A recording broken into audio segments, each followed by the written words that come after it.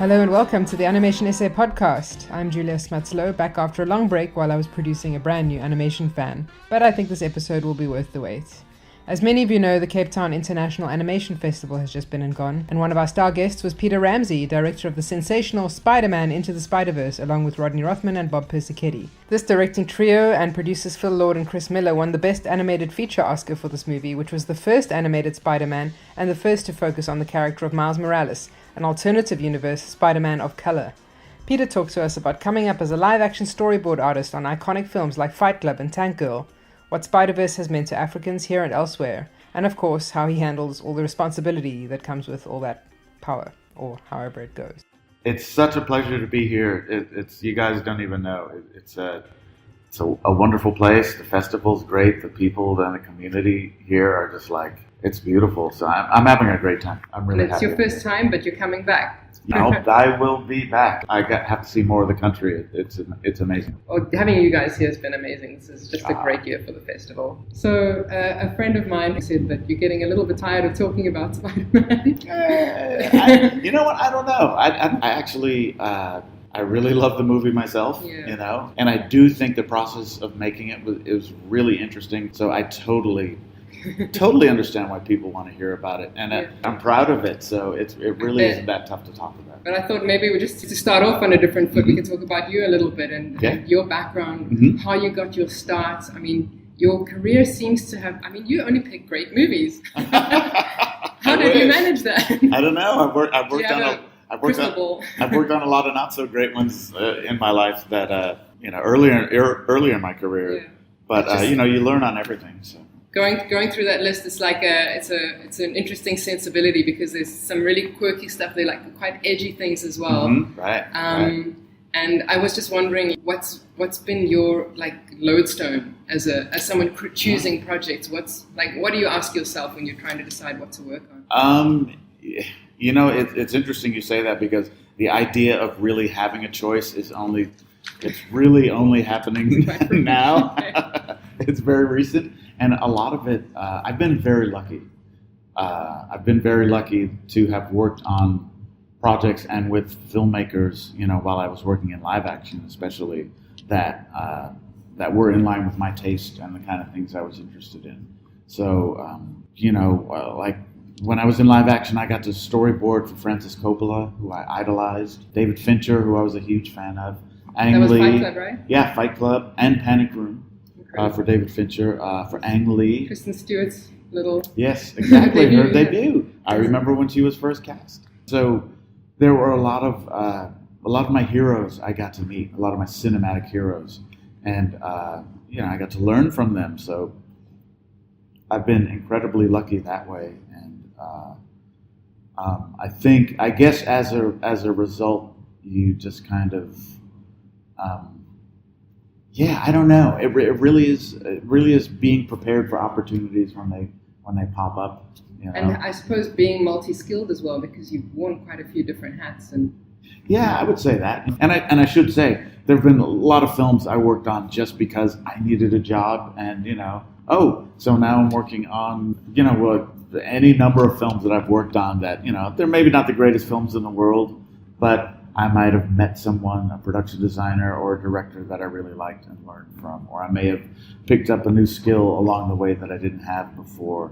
And a lot of working in film is about your relationship with the people as you're working on them, so that can be as rewarding as the quality of the film itself. And judging by who came to South Africa this year, you guys all know each other as well and are working together. So absolutely, yeah. Aaron Warner was actually the guy who got me into animation from live action.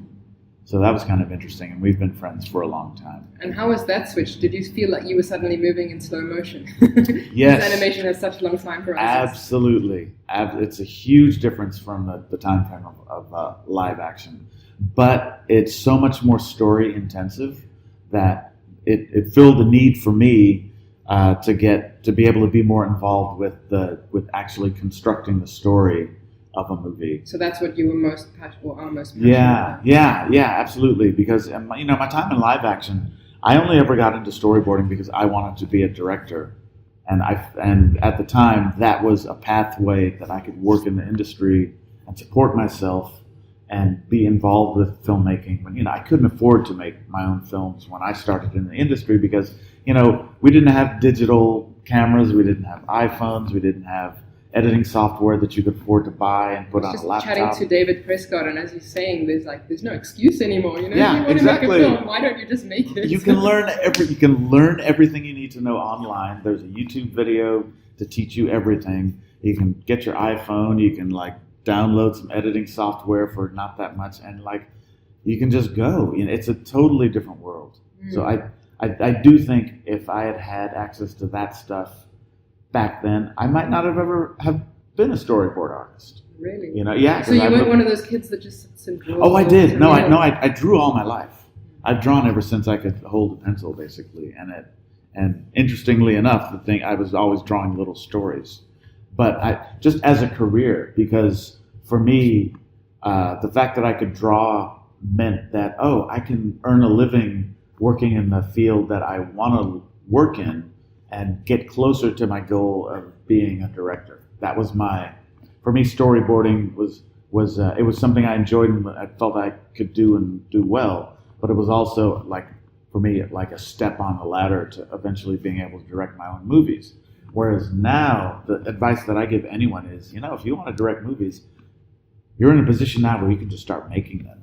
And you'll be a bad director for a while, but you'll be a director, and you can get better, And it's such an important lesson because I think for certain types of personalities, if it's not as good as what you see in your head, you just don't even want to start. Exactly. It's not perfect. Yeah, which is I know I've been like that in the past, and it's held me back, and that's probably the number one thing that holds a lot of people back: the fear. How did you get over it? You didn't get over it. Yeah, I may not totally be over it, but no, I will say, once you get to working on these things, you start to realize, nobody knows everything. There's no such thing as somebody who comes in and gets it right every time on the first try. So it's you learn that the process of developing any idea, whether it's writing or shooting a film or whatever it is, it takes trial and error, and it takes exploration, and it takes a little emotional risk on your part to fail in front of other people, and then to be able to say, what, that didn't work. So at least we learned from that. Let's try something else and keep moving. And do you find animation being such a collaborative medium, do you find that it helps to take the edge off that fear because it's a bunch of you? Or does it make it worse because you're kind of a watched pot waiting to boil? Well, that really depends on you personally. I mean, I at this point, and I'd even say for when I came into the animation industry myself, I had spent probably 10 years. I probably spent a good 10 years in live action, storyboarding on a lot of big films, working with a lot of big directors, and being a part of the process from the earliest days of the film till well into shooting.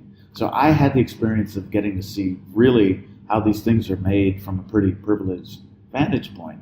And so a lot of it was demystified for me. And I would see David Fincher, he had no idea how to do that on, day one. He eventually figured out by day 55, but he tried 8 other things that completely didn't work, that nobody watching the movie is ever going to see. He just looks like a complete, flawless genius because you're seeing the end result of a lot of trial and error and a lot of head scratching and trying to figure things out and collaboration with other people. So by the time I came to animation, I didn't have a huge fear of not knowing what to do, and I didn't have a huge fear of being embarrassed about not getting things right on the first try, because I always knew, well, the movies, they always get finished, they always get made. Sometimes right on the deadline or after it. Yeah, and there's always somebody there who's going to be able to help. It's not all on one person. So a lot of those fears had been drummed out of me. It's not to say that I never had any nervousness or trepidation about everything. That's just human, I think. Yeah. But I was lucky in that way that I had worked at a high enough level in the industry that I was kind of I could take it a little lightly.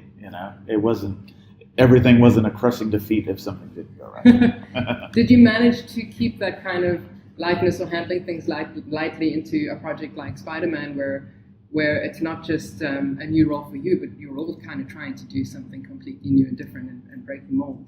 Yeah, I think so. And it was, and on Spider-Verse even more than anything I've ever done. The idea of try and fail and try and fail and try and fail and keep going until you find the right path, because so much of that movie was like iteration upon iteration upon iteration, and not being too precious in the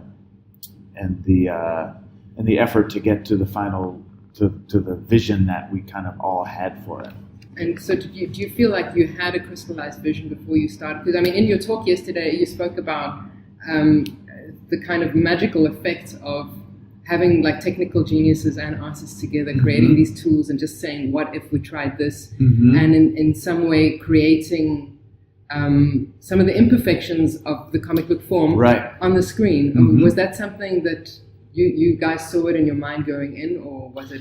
That was a discovery. I mean, I think the thing that we had, at the very beginning was Phil Lord, who wrote the initial treatment for the film, and in the first couple of drafts of the script captured a really clear and unique and fun tone that had a real strong emotional undercurrent. And we all felt, anybody who's read those first treatments and scripts went like, oh my God, if you can like capture this feeling and tone, you'll really, really have something. That's it. Yeah. So we all had something we could point to and say, that's what we're trying to do. And if we go too far away from that and it doesn't feel like that anymore, then we're doing something wrong. What scene was it that like really was your North Star? I mean, for me, it was obviously the opening scene. It sets a tone that kind of says, this is not a Pixar movie. It's not a Marvel superhero movie. It's going to be something more intimate. It's this kid kind of singing to himself. He doesn't really know the word. Yeah. I had a colleague, actually, a black colleague, who said that from that moment he started crying. Like, oh, really? South African guy, because it's just this. It's this surprising, like, little soft underbelly of representation. It's not like not the superhero. It's like it's just this guy kind of singing to himself. It's doing something that everybody who's ever sung to themselves has done. You don't remember the words, and you fumble, and you recognize yourself in it. Yeah. And I think particularly for Black people, being able to do that in a movie meant for a mass audience, it's been a rare experience to have like that intimate a relationship with a character on screen so quickly. And I think that, but you don't even have to be Black to identify with that. Everybody has done that. And it endears you to the character because you see some of your own experience in that character, and that's what kind of makes you bond to them. And it sets you up to expect something different from maybe what we've seen before in Spider-Man and in animation and in superheroes. Absolutely. Yeah. That scene, interestingly enough, that was not always the way that we met Miles. That came in. That wasn't in like the first versions of the script. Yeah, that's one of the things I'm saying is that it went through so many changes. I mean, the thing that the very first versions of the script had were, like I said, the tone, the emotion, the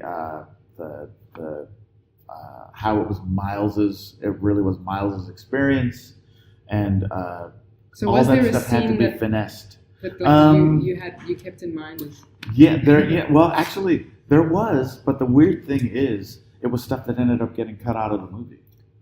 Because very early, anybody who's read the Miles Morales comics knows that his roommate Ganke was like a huge part of the comic book series.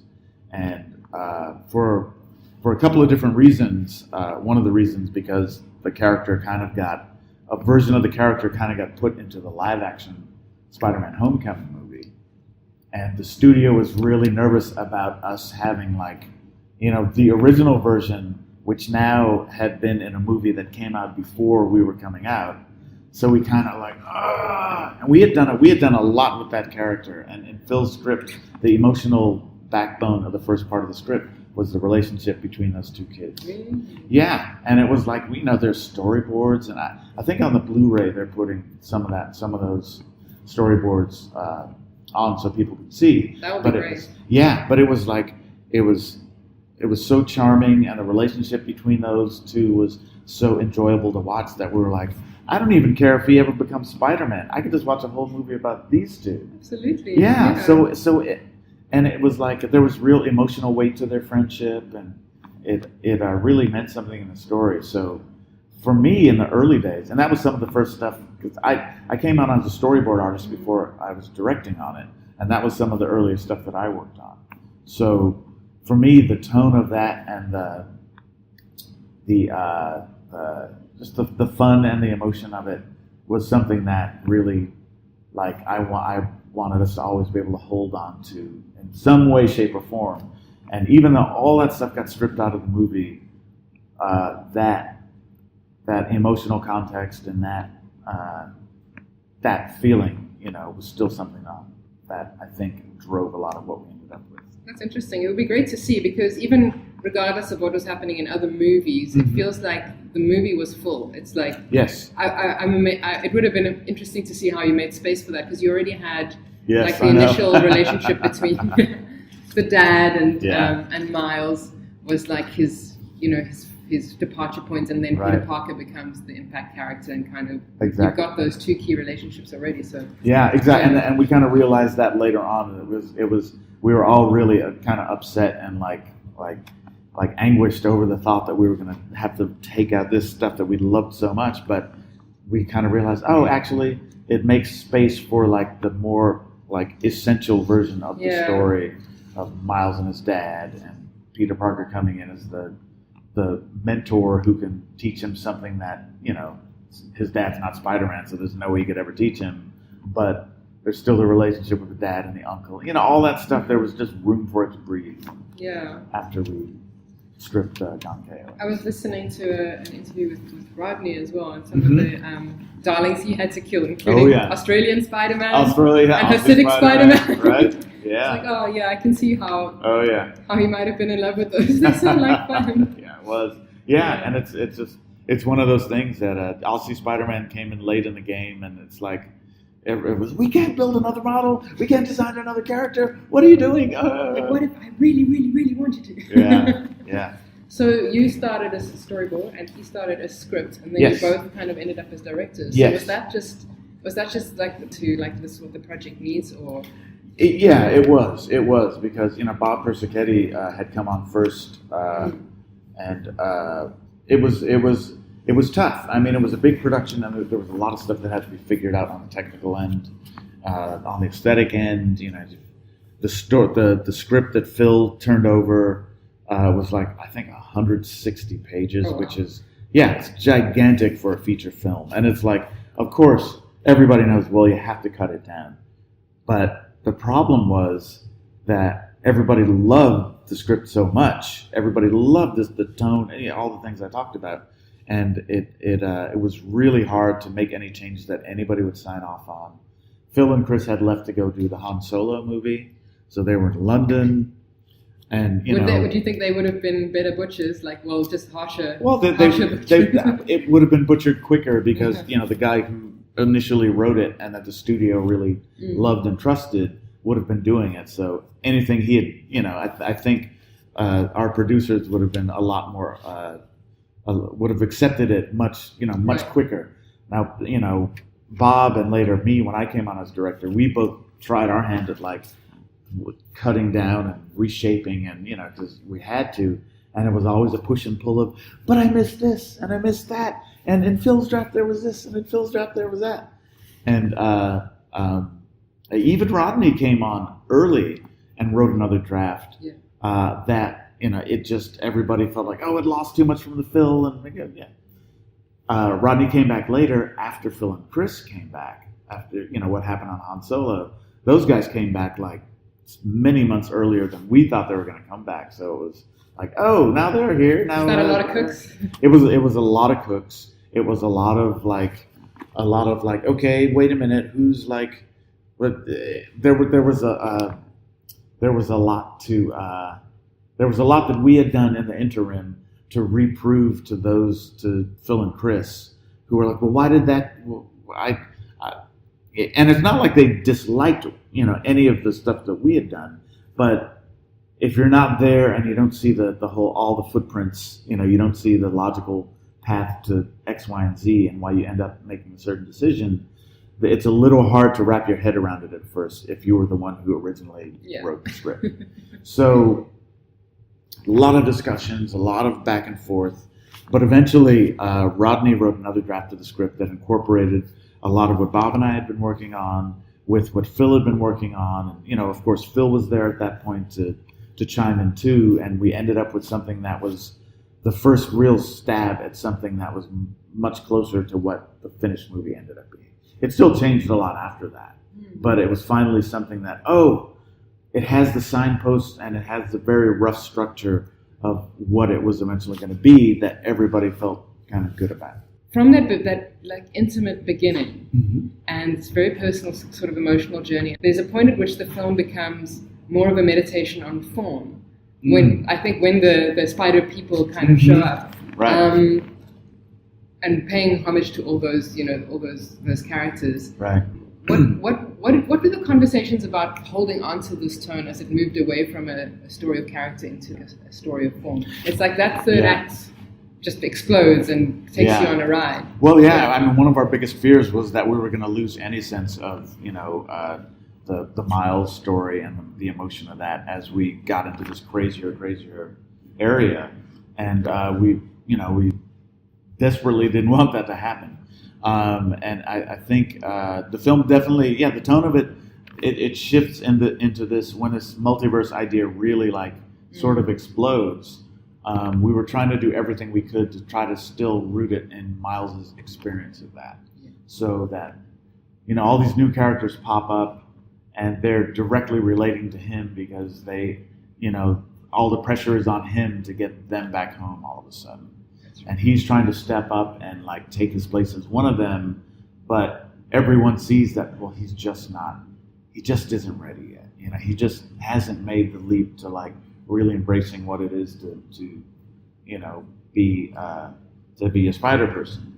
And so just trying to hold on to that thread of, is Miles going to get it together so that he can take his place alongside these guys as all this crazy stuff is happening, was kind of the emotional through line that we tried to hold on to. And I guess it has its ultimate payoff when he has to, he gets the other guys home, but he still has to shut down the machine and defeat Kingpin to do it. And that's he has to do that all on his own. So that was kind of the trajectory we were trying to go for. And it's it's a balancing act when as you say, the form of the film and that aspect of it starts to become so pronounced and so it becomes this visual just explosion of stuff. And there's so much fun to be had with the property that's so well loved and so many references to put in. It must be yes, but that was our balancing act. That we can go pretty crazy and we can introduce a lot of new stuff, but we can never lose complete touch with Miles' story, or else it's just we're just throwing. Otherwise, what's it all for? Yeah, exactly. Yeah. I like that as well about Kingpin, since you mentioned him, that I think the adage is that a good villain has a good reason to believe that what he's doing is a good thing. And for him, he wanted to, spoiler alert, there's been so many, to bring back a version of his wife and son. Right. And I thought that was like an emotional resonance with Miles as well, because unlike so many superheroes, Miles has this intact nuclear family that love him. So he's kind of departing from an emotionally stable point, even if he's frustrated in his life. Exactly. And then Miles, your villain is the other side of that coin. He doesn't have his family. Yeah. No, it became a perfect mirror image, because Miles is he's afraid of losing his family if the universe collapses, and Kingpin is willing to have the universe collapse to get his family back. So it's interesting because that Kingpin story was not always there. For in the earliest days, there wasn't a fully fleshed out rationale for why the Kingpin was doing what he was doing. At some point it was like, well, he's trying to find this new kind of energy in the multiverse so he can create his own super people, or there were different versions of it going around. And for a while we were playing with we used to have a version of the Kingpin that was like, he was so big and massive that he was walking around on canes. And he was trying to, and it was kind of creepy. It was kind of cool too, though, because he was trying to find a way to basically restore his body. Right. And part of the reason for him to part of the reason behind the Collider was to siphon off was to find dark matter or something like that. And, we explored that for a while, and the thing that it did give us was, okay, well, this guy needs a relatable and kind of intense, an emotional goal. Yeah, an emotional goal. And it was like, I want control of my body back. I want to be a full human, and I have to watch this other guy swinging around in a spider suit, and he can do anything. And that was sort of but the idea popped up, and I think it might have been from Brian Michael Bendis, who created Miles. That what if the Kingpin wants to get his family back? And there was a lot of back and forth, because it was like a lot of people were creeped out by the idea that he was going to like pluck some other family from another wife from another dimension, and that it was going to be, is that too creepy? Is that too much? But eventually, I think the symmetry with Miles, everybody started to see that, that's really valuable. And just the idea of having... it falls into place immediately. It's like, just the idea of the Kingpin having an actual relatable emotional connection made him more real. Just since you mentioned like the genesis in comics, is it true that Miles arose out of basically the Barack Obama era? that was that's I've heard that. I think it's true. I think Brian. I've heard that Brian Michael Bendis kind of was, the election of Obama kind of made him go, well, man, why can't that happen in the comic book world? And I think at that time Marvel Comics had created a whole other side universe to do alternate versions of their characters. But the alternate universe was still Peter Parker, and he was still a teenager. He still went to high school. He was like. It was just a way. I think it was a way of trying to make characters a little more hip again for younger readers. But even that, I think, started to feel like, well, as the series has gone on for a couple of years, he's just another Peter Parker. Yeah. And so Brian was like, what if we really changed it up? What if that in this other universe? Because there was still classic Peter Parker going. His comic book was still going. And there was just another duplicate universe with this Peter Parker. And so, well, what if we got rid of that Peter Parker and a new Spider-Man had to take his place? And that would really be different. And, that was the idea behind Miles Morales. It's a funny example of fiction or speculative fiction actually dragging behind reality for a change. Yeah, exactly. So, I think I read the other inspiration was Sarah Piccoli watched Community and saw Donald Glover in a Spider-Man onesie that he'd been like a fan pick for Spider-Man for the next movie. Yeah, because there was that idea. Peter Parker should be black in the next one. Can we maybe talk a little bit about the look and feel of the movie? Sure. I mean, there's some stuff that without the fantastic visuals we saw yesterday will be a little bit hard to describe. But I think like when you showed us, for instance, that magic cube. Which is like the programmers came up with this way to create life and color in backgrounds, and it's just one of those things that feels like, this is the next thing. It's going to be the next big thing. It's like you would never have thought of that. Like it's an elegant solution to a problem. And you kind of went in with the idea of paying homage to print techniques like by replicating chromatic aberrations and a smear effect instead of motion blur, because you wouldn't be shooting it if it was a comic. Right. So exactly. Was that something that you all kind of were on board with right away? Like you're going to do this extremely ambitious technical thing, or was it something that as you started seeing it work, it became possible? I think we started off with let's do something people have never seen before. Okay. Let's do something extremely ambitious, but we didn't know what that was. We really didn't know. I think the idea that let's make it really feel like a comic book, and we knew we wanted to do stuff like have sound effects on screen, and that we wanted to do panelization with some of the images and the little emotion lines above their heads. We knew we wanted to try some of that stuff, but we didn't know we didn't know stuff like, we're going to use halftone dots in our lighting to sort of, we're going to find a way to use that language to describe light and shadow. We didn't know that. We didn't know that we were going to have black emotion lines on the characters' faces that the animators were going to essentially animate in 2D over CG animation. You were saying that some of that was was an AI that learned to map the outlines. There were two versions of that. There were we had what we call form lines, which described form on the face, like the bridge of a nose, or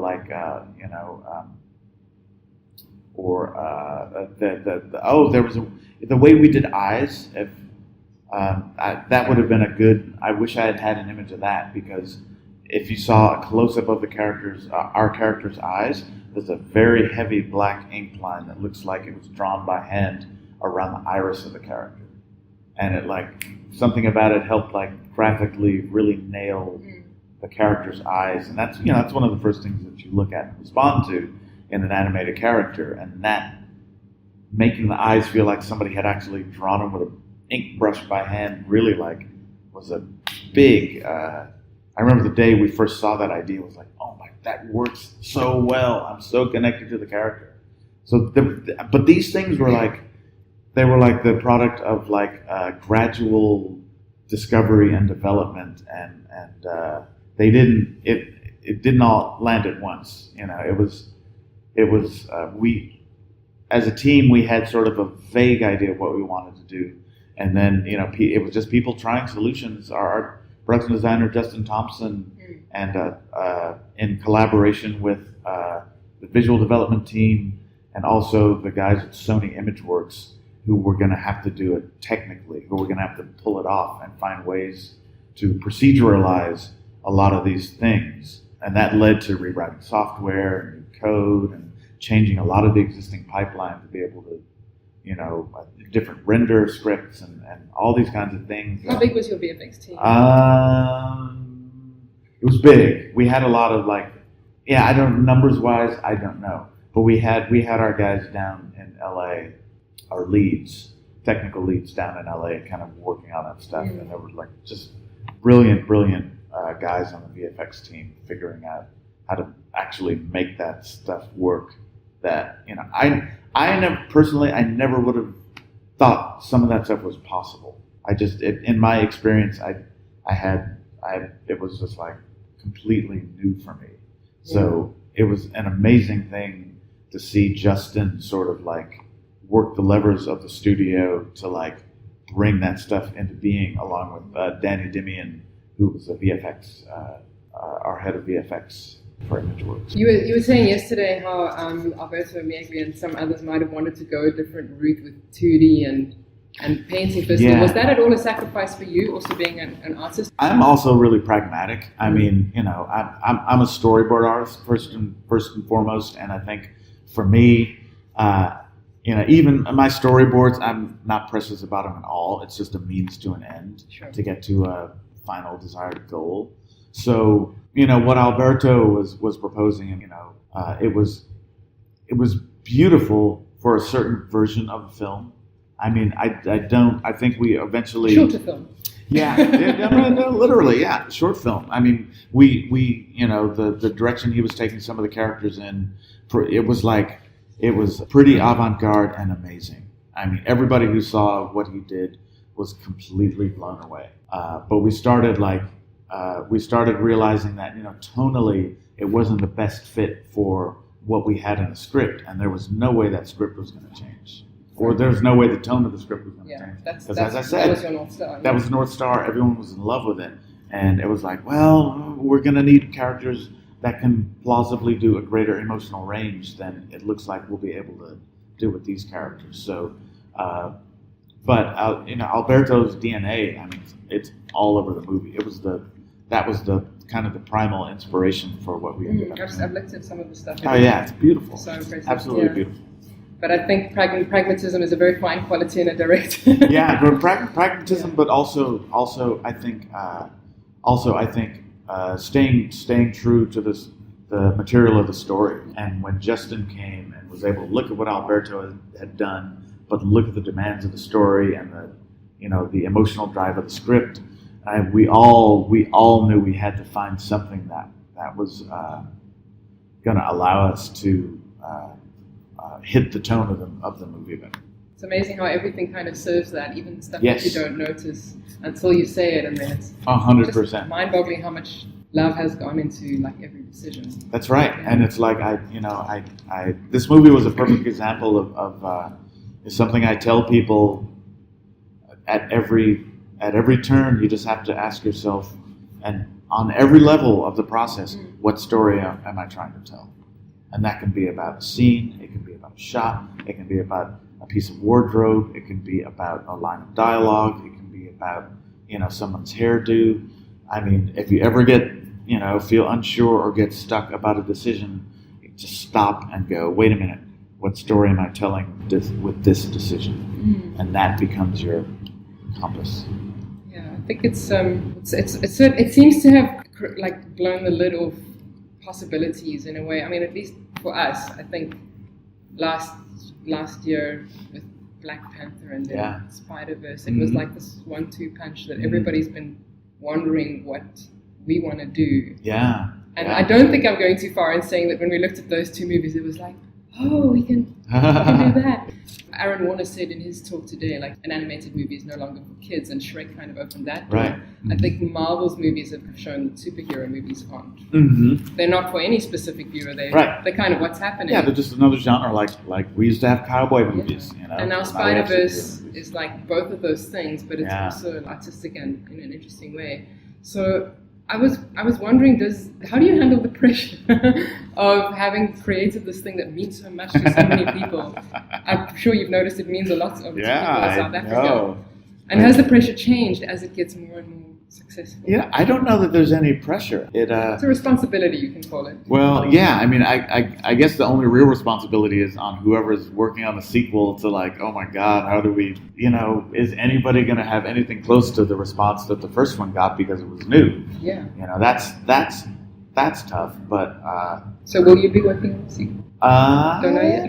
Maybe. Oh, yeah, we'll see. Who knows? I mean, I'd really like to be associated in some way, but nobody really knows anything about the reality of the sequels yet. Mm-hmm. There's ideas floating around, and I think there's early work that's been done, but there's nothing concrete yet. So it's honestly, we finished this movie basically at the end of November, and then it was just right onto the train of promotion and awards and like screenings, and there hasn't been a single chance to stop until like when I fly home from South Africa, it will actually be over. Oh, I'm happy for you. Yeah, it will actually be like, I saw another little like Hollywood Reporter interview, I think with Bob, where he said, I wish Peter was here so you can see how scruffy he looks. I hope he's referring to how hard his work and not just generally. We were all pretty scruffy looking during the making of that movie. It was tough. What's next for you now? Just a rest. Hopefully a vacation. I'm talking with several people. I'm really like vaguely in super early stages on a few things. Aaron Warner and I are talking about some of the stuff he's got going on at Sony with his international projects, and there are a couple of things of my own that I'm maybe now I have a little window I can push some of them forward. So, but it's kind of vague right now, and I'm also talking to other people and seeing what comes my way. So there's just a little period of like taking a breath and considering some things, and I think a little further down the road, something will stick. Well, can't wait to see what happens next, and I hope we see you back here again soon. Me too. There's a lot more to see. That's the thing. There's so much more to see, and wow, it's just I'm really I'm just kind of blown away by the spirit of the people here. This animation community seems so supportive and kind, and like it's really very inspiring. That's it for this month, but we'll see you back here soon, I promise, with some more interviews with our amazing CTIAF guests and some local legends too. In the meantime, why not check out our website www.animationsa.org and think about signing up for a membership if you haven't already. I'm Julia Smuts Louw. Thanks for listening.